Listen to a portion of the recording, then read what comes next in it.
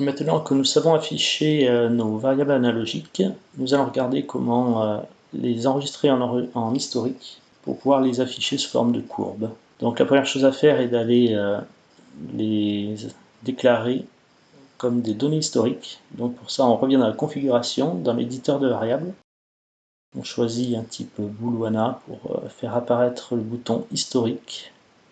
Et ici, de la même manière que nous avions déclaré un équipement, nous pouvons aller déclarer des groupes d'historiques. Donc je vais en déclarer deux. Un que je vais appeler changement. Je vais mettre un libellé pour qu'on s'y retrouve. Histo sur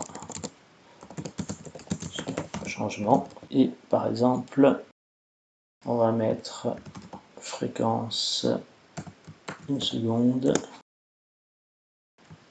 Histo à la seconde.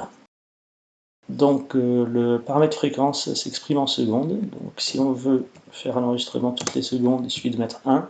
Si on laisse 0, ça va enregistrer à chaque changement de valeur. Donc c'est très intéressant pour les variables booléennes en particulier.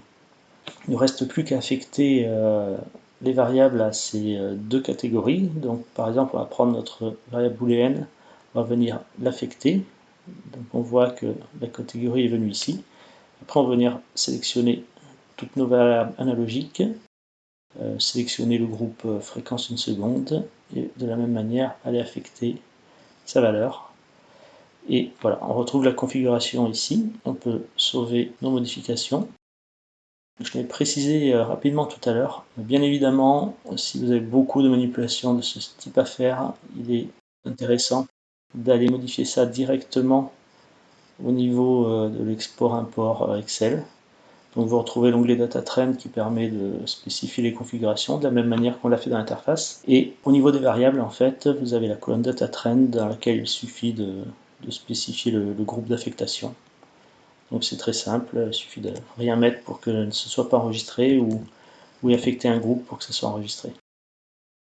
Je ne vais pas réimporter parce qu'on n'a pas fait de changement. Et on va aller voir comment regarder ça en mode runtime.